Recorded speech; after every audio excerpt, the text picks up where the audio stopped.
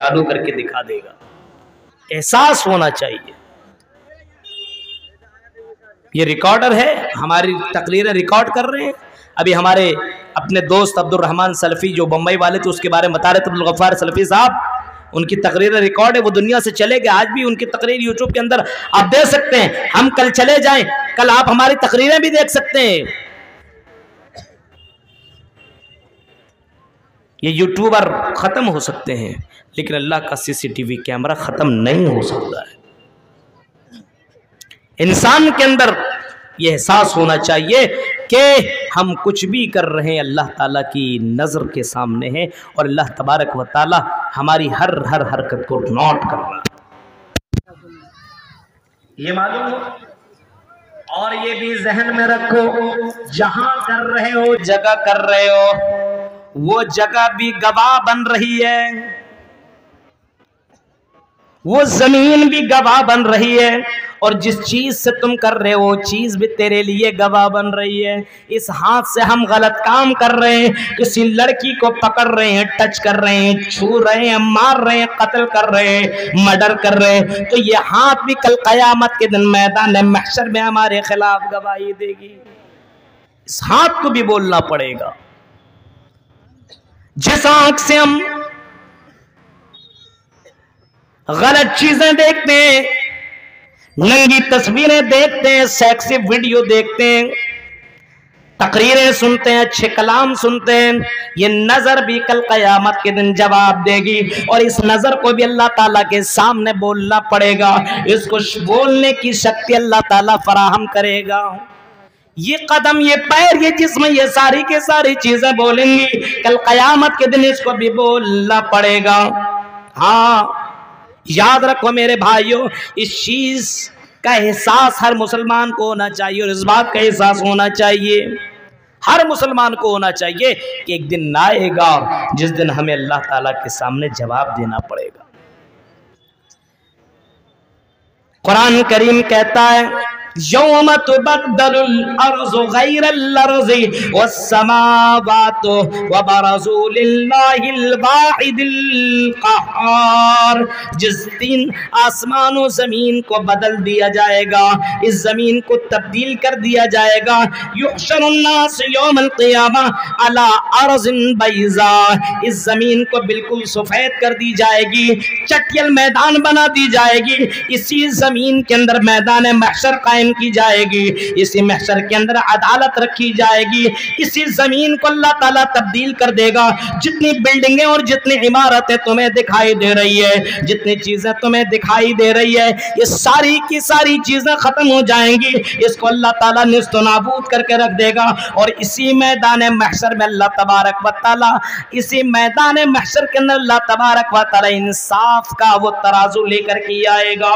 इसी जमीन को अल्लाह ताला बदलेगा और उस दिन अल्लाह ताला उस मैदान महशर में झांकने के लिए और लोगों को उस जगह जमा करने के लिए अल्लाह ताला एक आग को अल्लाह तबारक व तआला लोगों को पीछे लगा देगा।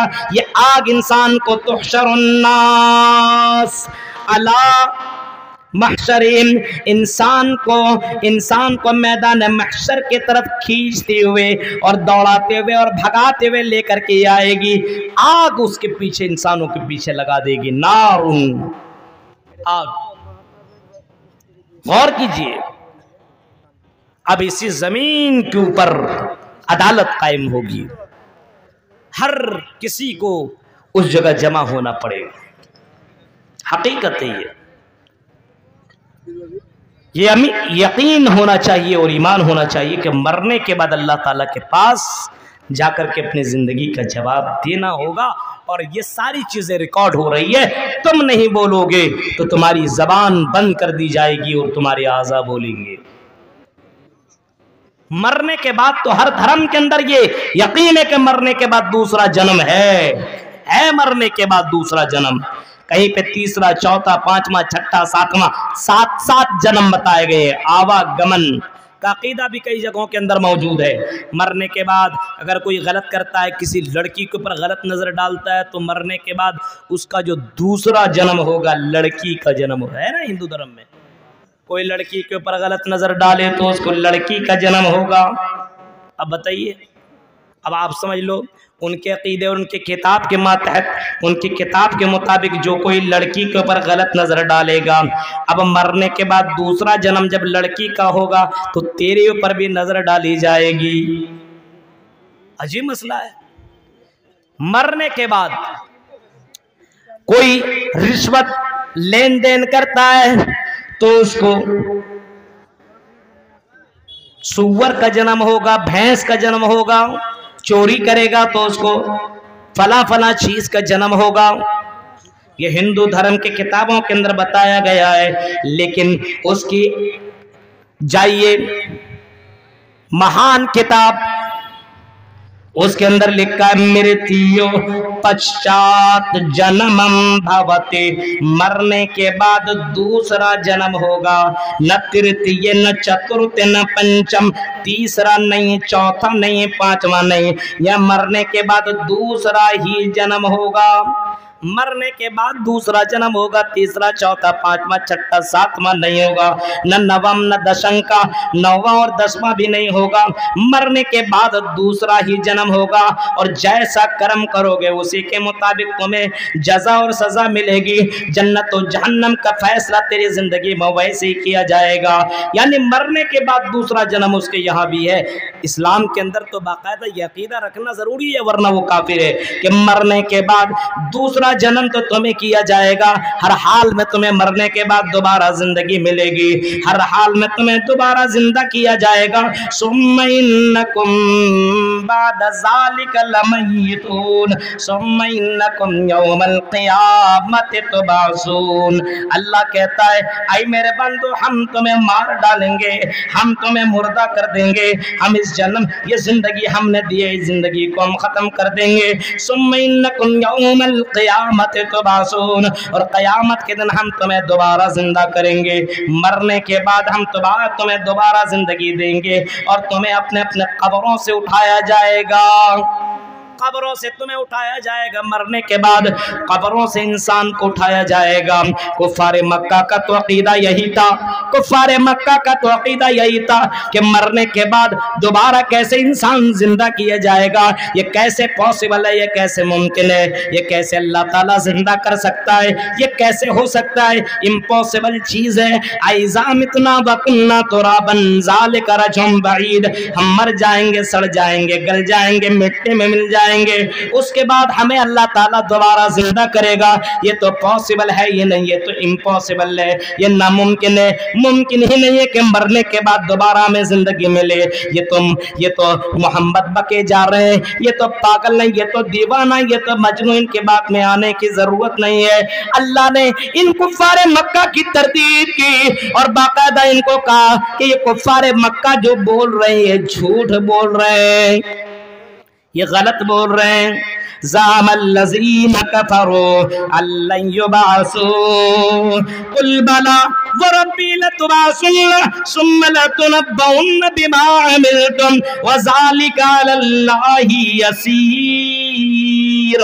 कुरान चीख करके कहता है, ज़ामल्लज़ीन कफ़रू अल्लन युबअसू, ये कुफ़ारे मक्का इस बात पर यकीन रखते हैं, गुमान करते हैं कि मरने के बाद हरगिज़ हरगिज़ जिंदा नहीं किए जाएंगे, दोबारा जिंदगी नहीं मिलेगी। मरने के बाद जजा सजा कुछ नहीं है, मरने के बाद जन्नत और जहन्नम कुछ नहीं है, बस यही जिंदगी है, इसके बाद कोई जिंदगी नहीं है। अल्लाह ताला कहता है, ऐ नबी ऐलान कर दो, ऐ नबी आप कह दो, कुल बला व रब्बी लतुबअसुन्न, ऐ नबी आप ऐलान कर दो, जरूर बजरूर लतुबअसुन्न, तुम्हें जरूर बजरूर जिंदा किया जाएगा। दोबारा तुम्हें मरने के बाद तुम्हें दोबारा जिंदगी मिलेगी और जरूर मिलेगी, और सिर्फ जिंदगी नहीं मिलेगी। लतुबअसुन्न कुल बला व रब्बी लतुबअसुन्न सुम्मा लतुनब्बउन्न बिमा अमिलतुम, सिर्फ जिंदा ही नहीं किया जाएगा बल्कि जिंदा करने के बाद तुमको तुम्हारे अमल की खबर दी जाएगी, तुम्हारे अमलों के बारे में बताया जाएगा। फला गली में तुमने ये किया, फला जगह तुमने ये किया, फला बाजार में तुमने ये किया, फला मकान में तुमने ये किया, फला पड़ोसी के घर में जाकर के तुमने ये किया, फला जंगल में तुमने तुमने ये किया, फला बंद कमरे में तुमने ये किया, फला जगह तुमने ये किया, फला के साथ तुमने ये किया, फला के साथ तुमने ये किया, फला के साथ तुमने ये किया। ये सारी की सारी खबरें तुम्हें दी जाएगी, ये सारी की सारी खबरें तुम्हें बताई जाएगी, तुम्हारे सामने रिकॉर्डर चला दिया जाएगा, तुम बाकायदा अपनी नजरों से देखोगे। और उसी का तज़किरा तो कुरान करीम कहता है, फमन यअमल मिस्काला ज़र्रतिन खैरन यरा वमन यअमल मिस्काला ज़र्रतिन शर्रन यरा। जो जर्रा बराबर नेकी करेगा उसको भी देख लेगा, जो जर्रा बराबर बुराई करेगा उसको भी देख लेगा, जो दुनिया के अंदर अल्लाह के राह में खर्च किया होगा उसको भी देख लेगा, जो दुनिया में अपने मालों को बचा करके रखा होगा उसको भी देख लेगा, जो दुनिया में किसी के ऊपर जुल्म किया होगा उसको भी देख लेगा, जो दुनिया के अंदर ज़िना, शराब नोशी और जुआबाजी वगैरह किया होगा तो उसको भी कल क़यामत के दिन बंदा देख लेगा। फमन यअमल मिस्काल ज़र्रतिन खैरन यरा। और कुरान तो इतना कह करके वाज़े कर दिया, अल्लाह कहेगा इक़रा किताबक कफ़ा बिनफ़्सिका अल-यौमा अलैका हसीबा। आई मेरे बंदे ये अपने नामा-ए-आमाल ले ले, ये अपनी किताब ले ले, ये अपने नामा-ए-आमाल की डिक्शनरी ले ले, ये किताब ले ले, इसके अंदर तेरी जिंदगी का पूरा बायोडाटा लिखा हुआ है, तुमने कब कहां कैसे किया ये सब कुछ लिखा हुआ है, सारी चीजें तुम्हारी लिखी हुई है। और ये बताओ अगर गलत लिखा तो बोल करके तो बताओ, बताओ तो सही। तो मरने के बाद दोबारा जिंदगी है, जिंदा किया जाएगा इंसान को, और जिंदा ही नहीं किया जाएगा बल्कि जिंदा करने के बाद उसकी तमाम करतूत, तमाम अमाल उसके सामने रख दिए जाएंगे। मृत्यु पश्चात जन्मम भवति न तृतीय न चतुर्थी न पंचम। मरने के बाद दूसरी जिंदगी तुम्हें मिलेगी। हाँ, दोबारा जिंदा किया जाएगा, तीसरा, चौथा, पांचवा, छठा, सातवां नहीं, लेकिन दूसरी जिंदगी हर हाल में तुम्हें मिलकर के रहेगी। याद रखना मुसलमानों, गौर करो, अगर ये दूसरी जिंदगी का अगर यकीन हो जाए तो आज शराब नोशी बंद हो जाए, आज ज़िनाकारियां बंद हो जाए, आज गैर लड़कियों से जो ताल्लुकात बने हुए हैं और जुल्म के पहाड़ तोड़े जा रहे हैं, हैवानियत का वो हैवानियत जैसा काम आदमी कर रहा है, ये तमाम के तमाम चीजों के ऊपर लगाम लग जाएंगी, ये तमाम की तमाम चीजों के ऊपर पाबंदियां लग जाएंगी। जरा गौर करो मेरे भाइयों, अगर इस बात का यकीन हो कि मरने के बाद दोबारा जिंदगी है तो दुनिया के अंदर आदमी किसी के ऊपर जुल्म न करे। अल्लाह के नबी जनाब मोहम्मद रसूलुल्लाह सल्लल्लाहु अलैहि वसल्लम ने जब फरमाया था, लोगों किसी के ऊपर कोई जुल्म न करे, हाँ कोई किसी के ऊपर जुल्म न करे, क्योंकि कल क़यामत के दिन उसको जवाब देना पड़ेगा। तो मेरे प्यारे साथियों, गौर करो, अगर कोई किसी को अपनी जबान से तकलीफ दिया करता था तो दुनिया में माफी मांग लिया करता था। आपने वो वाक़या भी सुना होगा, हजरत अबू ज़र गफ़ारी ने हजरत बिलाल को जब कह दिया, ओ काले कलोटे की औलाद, आई काले कलोटी की औलाद, ये सिर्फ जुमला कहना था। हजरत बिलाल की आंखों में आंसू आ गए और हजरत बिलाल रोने लगे और मोहम्मद रसूलुल्लाह की अदालत में पहुंचते हैं और कहते हैं, अल्लाह के नबी सल्लल्लाहु अलैहि वसल्लम, मैं काला हुआ तो क्या हुआ, लेकिन काले कलोटी की औलाद मुझको कहा जा रहा है। आए अल्लाह के नबी, क्या अल्लाह की नजर में काला गोरा देखा जाता है? क्या अल्लाह की नजर में अमीर गरीब भी देखा जाता है? क्या अल्लाह की नजर में कोई काला है तो उसके नजर में बेकार है और कोई गोरा है तो अल्लाह की नजर में महबूब है? अल्लाह के नबी ने हजरत अबू ज़र गफ़ारी को बुलाया और आपने फरमाया, आए अबू ज़र गफ़ारी, क्या तुमने आज तक जमाना जाहिलियत के उन मामलात को तुमने नहीं छोड़ा? आज तुम्हारे जमाना जाहिलियत की वो सारी चीजें तेरे अंदर पाई जा रही है। अल्लाह के नबी ने सिर्फ इतना ही कहा था। हजरत अबू ज़र इतने ज्यादा शर्मिंदा हुए कि हजरत बिलाल को पकड़ा, रोने लगे, माफी मांगने लगे। उसे मालूम था इसकी वजह से कहीं कल क़यामत के दिन मुझे रुसवा न होना पड़े। तो मेरे भाइयों जरा सोचिए, मरने के बाद की जिंदगी का यकीन उसे भी था, आज है ही नहीं। सुम्मा इन्नकुम यौमल क़ियामति तुबअसून, मरने के बाद तुम्हें दोबारा जिंदा किया जाएगा क़यामत के दिन। और इतना ही नहीं, ओ चोरी करने वालों, ओ डकैती करने वालों, ओ ज़िना करने वालों, ओ पाप करने वालों, और ऐ पाप कर करके अपनी जिंदगी को बिताने वालों, ईयरफोन अपने कानों में लगा करके रात रात भर गाना सुनने वालों, अपने मोबाइल के अंदर गंदी गंदी फिल्में देखने वालों, जरा सुनो, अगर इसी हाल में तेरी मौत हो गई तो इसी हाल में तुम्हें उठाया जाएगा। अल्लाह के नबी सल्लल्लाहु ताला अलैहि वसल्लम फरमाते, मुस्लिम शरीफ की हदीस है, युबासु कुल्लु अब्दिन अला मा माता अलैहि, आदमी जिस हाल में मरेगा उसी हाल में कल क़यामत के दिन उठाया जाएगा। जिस हाल में मरेगा, अगर शराब पीते पीते आदमी की मौत हो गई तो क़यामत के दिन शराब पीते पीते उठाया जाएगा। अगर ज़िना करते करते किसी लड़की के साथ अगर सेक्स कर रहा है और उसी हाल में उसकी मौत हो गई, मौत की कोई गारंटी नहीं, कब मर जाए इंसान की कोई गारंटी नहीं। आपने अभी सऊदी अरबिया के अंदर आपने देखा, और इसी तरह दूसरे मुल्कों का वाक़या है। एक बहुत बड़े आलिम थे पाकिस्तान के, तकरीर करते करते इंतकाल कर गए। एक आलिम को मैंने देखा नमाज पढ़ते पढ़ते इंतकाल कर गए। मेरे भाइयों, जिंदगी की कोई गारंटी नहीं है। युबासु कुल्लु अब्दिन अला मा माता अलैहि, जिस हाल में आदमी मरेगा उसी हाल में उठाया जाएगा।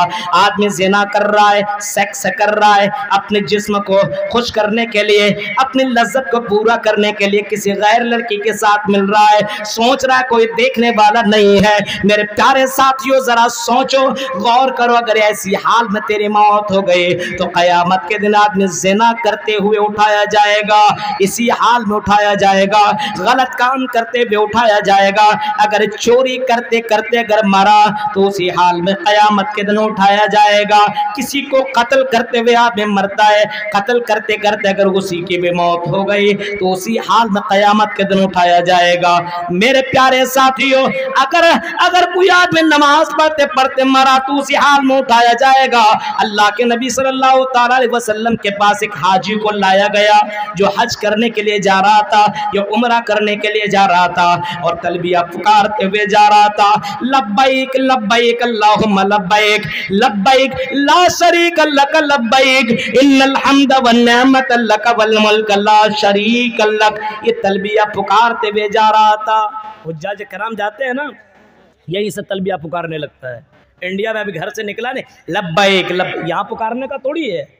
बहुत से लोगों को मैंने देखा है कि इंडिया अभी घर से निकला ही नहीं है, सब लोग पुकारना शुरू कर देते हैं, लब्बैक लब्बैक लब्बैक अल्लाहुम्मा लब्बैक। यहाँ पुकारने का नहीं है। जब तक आप इहराम बांध करके जब वो मिकात से गुजर न जाए उससे पहले ये तलबिया पुकारने का नहीं है। मेरे भाइयों, ये तलबिया वहीं से पुकारने का है। अपने घर से निकल रहे हो तो तलबिया पुकारते पुकारते भी कोई निकलता, ये भी गलत है।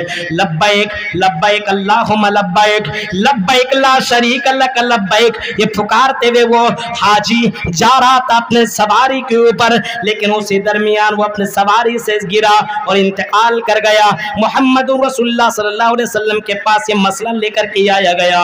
अल्लाह के नबी, अब इसके साथ क्या किया जाए? क्या इसको दफन की, क्या क्या इसको नहलाया जाए, गुस्ल किया जाए, क्या इसके कपड़े को बदला जाए?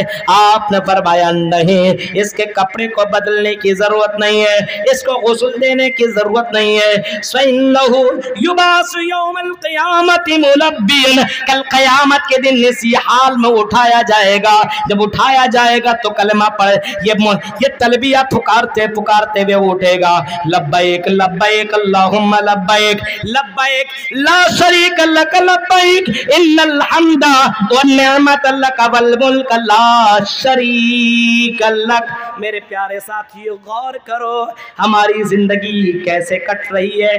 फजर के वक्त नमाज चलती, हम अपने बिस्तर में खर्राटे की नींद ले रहे हैं, खर सो रहा, दूसरे दुनिया में चला गया।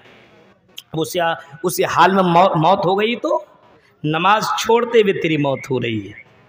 देख रहे हैं आप, इन बातों के ऊपर यकीन करना जरूरी है। मरेगा तो जरूर, लेकिन उठाया जाएगा जिस हाल में मर रहा है। कितने लोग हैं ना, किसी से पूछो नमाज पढ़ने के लिए, मौलवी साहब नापाक हो, नापाक हो, अब बताइए, इसी हाल में मर गया तो नापाकी की हालत में उठेगा। गौर कीजिए, आप सोचिए, बेनमाजी की हालत में उठाया जाएगा, बेनमाजी की हालत में उसी हाल में उसको उठाया जाएगा।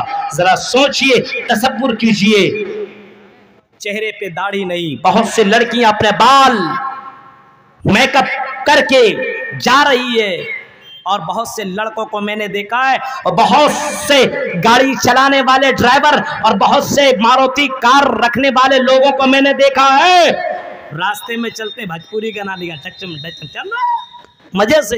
अगर उसी दौरान कोई गाड़ी सामने से आई, आप अच्छे से चल रहे हो और आपकी गाड़ी एक्सीडेंट कर गई, आप मर गए, तो उसी हाल में उठाए जाओगे गाना सुनते सुनते। युबासु कुल्लु अब्दिन अला मा माता अलैहि, मुस्लिम शरीफ की हदीस है। अल्लाह के नबी सल्लल्लाहु अलैहि वसल्लम फरमाते, जिस हाल में आदमी मरेगा उसी हाल में उठाया जाएगा। गौर करो मेरे भाइयों, तसव्वुर करो, सोचो, आज हमारी ये नस्ल, आज हमारा ये समाज, आज हमारी ये सोसाइटी कहां से कहां जा रही है। इस समाज को कैसे सुधारा जाए, इस समाज को कैसे इन बुराइयों से रोका जाए, बस एक ही वजह है और एक ही रास्ता, वो ये है कि मरने के बाद की जिंदगी के ऊपर यकीन कर लो कि अल्लाह की यहां जाकर के अपनी जिंदगी का जवाब देना है। अगर ये यकीन हो जाए तो बुराई ना हो। अभी आपने वो देखा ना, अभी टीवी के ऊपर चल रहा है आफताब और श्रद्धा वाला मामला, देखा आपने? नाम है आफताब, और टीवी चैनल वाले के सामने अगर मुसलमान का नाम आ जाए ना, तो अपने बाप का भी इतना नाम नहीं लिया होगा जितना नाम मुसलमान का लेता है मुसलमान। अब भाई ये नमाज भी नहीं पढ़ता था, ये इस्लाम का अलिफ भी नहीं जानता होगा, ये कलेमा ला इलाहा इल्लल्लाह का बेमीनिंग नहीं जानता होगा, लेकिन नाम आफताब इसने रख लिया। आफताब, इसके बाप ने इसका नाम आफताब रखा, आफताब रखा। ये आफताब नाम का ये लड़का जाकर के कहीं पे काम किया करता था, हाँ किसी जगह पे ये काम किया करता था, और वहीं पे एक लड़की श्रद्धा नाम की लड़की उसको भी मिल गई, और दोनों में आपस में दोस्ती हुई। इसी वजह से जरा गौर करो, इस्लाम कहता है कि बगैर, इसी वजह से इस्लाम कहता है किसी भी लड़की के साथ संबंध नहीं बनाना चाहिए, किसी से रिलेशनशिप नहीं रखना चाहिए, दोस्ती नहीं होनी चाहिए, लड़कियों से दूर रहने की कोशिश करो, क्योंकि लड़की के साथ रहोगे तो तीसरा तेरा शैतान होगा, और शैतान दोनों को उकसाएगा, गलत काम करने पे उभारेगा, जिना करने पर आमादा कर देगा, वो जिना कर करके तुम्हें छुड़वाएगा। अब ये आफताब उसके ऊपर फिदा हुआ और लड़की भी उसके ऊपर फिदा हो गई, प्यार इश्क में डूब गए दोनों के दोनों जवान थे। अब इन्होंने तमाम हदें पार कर दी और ये दोनों के दोनों रहने लगे, और 1 साल नहीं 2-2 3-3 साल तक रहे एक ही रूम के अंदर, जवान लड़के और लड़की रह रही है। अब सोचो, लड़का भी और लड़की भी एक ही रूम के अंदर बगैर निकाह के, ये किसी भी धर्म के अंदर इसको इजाजत नहीं मिलता है, किसी भी धर्म के अंदर बगैर निकाह के रहने की इजाजत नहीं है, इस्लाम के अंदर तो कतअन नहीं है, इसको तो रहने की इजाजत ही नहीं दिया गया है। यहां तक के भाई बहन क्यों ना हो, जवान हो गए हो तो एक बिस्तर में सोने की इजाजत नहीं है। भाई भी तुम्हारा अपना सगा भाई है, लेकिन उसको भी अपने बहन, जवान बहन के साथ एक बिस्तर में सोने की इजाजत नहीं देता है। मेरे भाइयों जरा सोचो, ये मुसलमान लड़का है और गैर मुस्लिम लड़की श्रद्धा के साथ बाकायदा ये आफताब एक ही बिस्तर और एक ही रूम में रात भर जिंदगी गुजार रहा है, और ये श्रद्धा उसके प्यार के अंदर पागल है और बार बार कहते हैं मुझसे निकाह कर लो, शादी कर लो, मुझसे मैरिज कर लो, मुझसे निकाह कर लो। ये आफताब बाकायदा कहता है शादी से क्या मतलब है, हम दोनों तो आपस में वही जिंदगी काट रहे हैं जो मियाँ बीवी काटते हैं। आपको जो लज्जत मिलनी चाहिए वो तो मिलती है, हमें जो मिलना चाहिए हमें भी मिल रहा है, अब हमें निकाह और शादी से क्या मतलब है, तुम भी अपनी जिंदगी में खुश, हम भी अपनी जिंदगी में खुश।